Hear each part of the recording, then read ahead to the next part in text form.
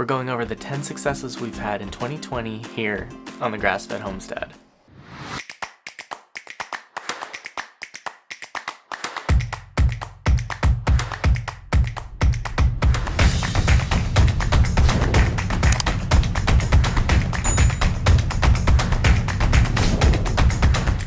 Everyone knows that 2020 has been a crazy year. We don't need to keep talking about how it's been crazy. Instead, we're going to look at the successes that have been accomplished here on the Grass-fed Homestead. Success number 1, I restarted the YouTube channel. In March of 2020, I premiered the video I'm Alive. It was the first video that I had posted in about 8 months, and it was designed to let viewers know what happened to me and that I was back on YouTube.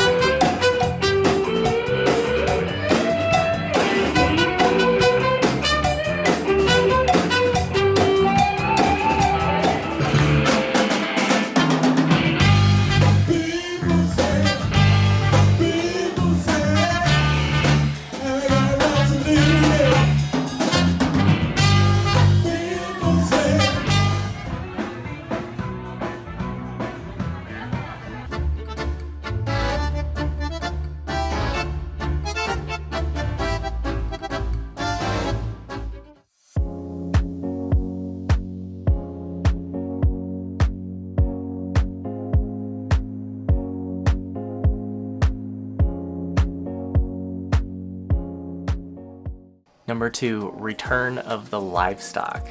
In the fall of 2018, I started the process of downsizing my livestock head count to the point where I actually had no livestock left. I just had my 2 dogs, Blue and Willow. Since the summer, I've been having to downsize my sheep head count. At our peak this year, we had about 24 sheep, about 11 or 12 of which were lambs born here this year. And now I'm down to 7 total. This was the result of going through a really difficult divorce and not having the bandwidth or emotional capacity to keep up with the animals over the winter.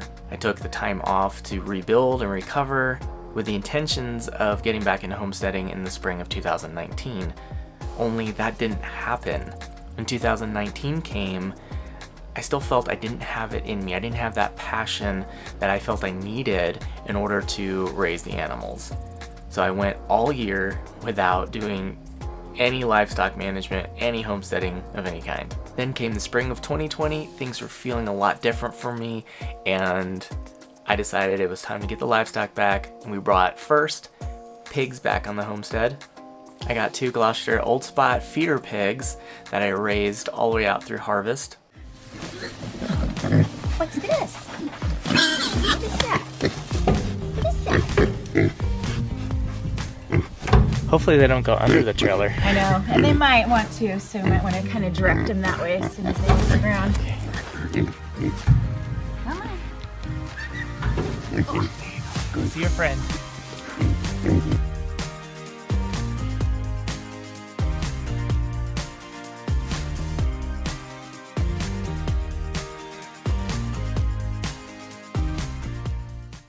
Then came the chickens. I got 6 Barred Rock chickens.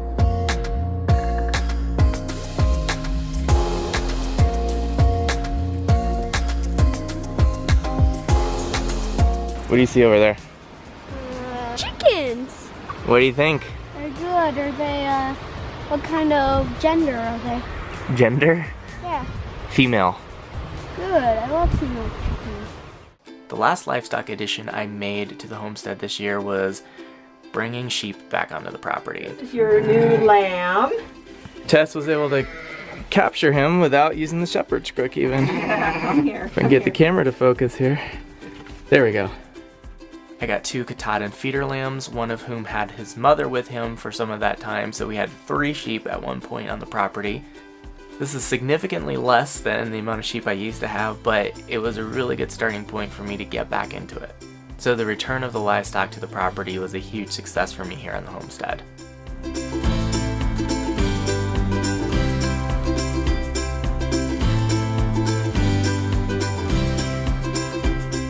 Success number 3 was the summer garden. I used the pigs to till up the garden and get it ready in the spring. Brought in a bunch of wood chips and installed drip irrigation lines. And then I just got to planting. We put in kale and summer squash, tomatillos, tomatoes. It wasn't a huge garden, but it was successful in that I harvested a lot of kale from the garden, a lot of zucchini, summer squash. I lost a lot of tomatoes to an early frost, but I was able to harvest a lot of tomatillos, enough to make some chili verde salsa. Success number 4 was building a sheep corral. Overall, there are a lot of issues with the sheep corral. It definitely needs some modifications, some improvements for next year, but it was functional in that I was able to contain sheep in it, move the corral with the sheep in it, giving them fresh pasture. This eliminated the need for me doing electric fencing, running an energizer, and moving the fencing every day. Again, this falls solidly in the need significant improvement category. However, it was functional. I raised the sheep in there all the way to harvest, and there's lamb meat in the freezer. That's what matters. Success number 5 is along the same lines as success number 1, and that was this year I celebrated my 500th video on YouTube. That video was posted the same day as my 4-year anniversary here on YouTube. The fact that I'm still going and I've made it this far is a success in itself. Welcome to a special edition of the Grass-fed Homestead. This is my 500th video on YouTube and my 4-year anniversary. There's no better way to celebrate this milestone than to get more sheep. Number 6 was the wall tile project dance partner I did this summer in the kitchen.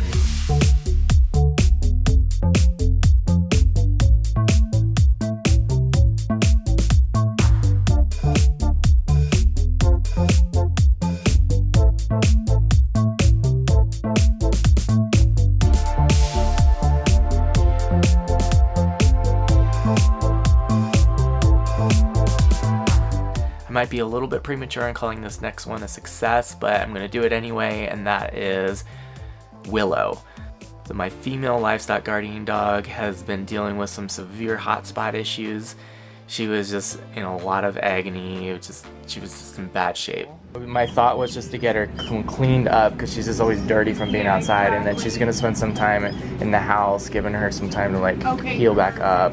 And that was my concern, because especially if she's outside and especially with the wet weather right now.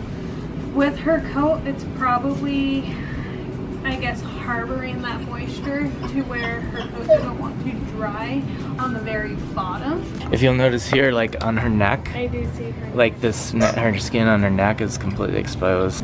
You look silly. Yes. So you can see all her hot spots place and treat them. I did see one that's weeping here. It started weeping in the bath.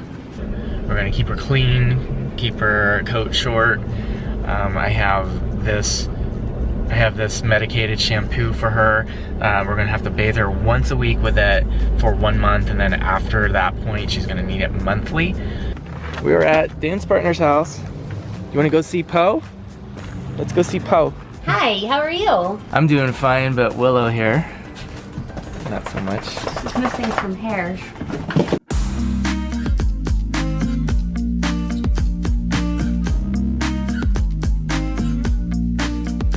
She's on sabbatical right now off the homestead in Dan's partner's home, where she has a lot more room to move about. She's getting a lot of specialized care there. Very recently I had to get her some pharmaceutical intervention because the homeopathic stuff just wasn't getting her there. Since she's gotten the pharmaceuticals, she's made a remarkable recovery. Though we're not out of the woods completely yet, there's still also a good chance she might relapse once the pharmaceuticals wear off. But for right now, Willow is in really good shape and she's in good health and happy. Success number 8 is the progress that has been made in the outbuilding. Originally, the building started off as a carport and then evolved into a hay storage barn. Then it turned into a general storage unit, and it was an absolute mess. Earlier this year, I set the goal to start working toward getting that outbuilding into the shape where it could serve as a butcher shop and have cold room storage in there, so where I could dry age meat and do a lot of meat curing. I had a lot of help from Dan's partner early on, getting a lot of that outbuilding cleared out, getting all the items out, getting all the hay out. Dan's partner has come over here this morning to give me a hand with this big task. Then my neighbor came over to help me do all the gravel work. That was a lot, getting that gravel in. I did all the compacting, and then I hired a professional to come out and actually pour the concrete. Of course, I helped, and my friend Todd came over to help, but he did the finishing work on it. And now I have a concrete floor in my outbuilding. It is truly awesome. We still have a long way to go in that outbuilding, getting it to where I want it to go, but what a huge accomplishment this year. Getting it cleaned out, getting the cement poured, and getting it ready for next year where it can continue on in the progress. Success number 9 was the fall harvest. As I stated earlier, I had the pigs and the sheep, all of whom were successfully harvested. One of the pigs I was raising for my friend Kevin, so he got that pork, but I was able to put an entire hog in the freezer as well as 2 lambs this year. Going into winter with full freezers is definitely a success. Number 10 is the fruits of the harvest. Because of the harvest, I was able to do lard rendering,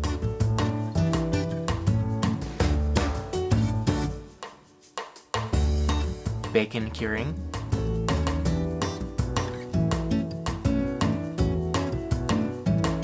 and then I built a cold smoker with a smoke generator to smoke the bacon.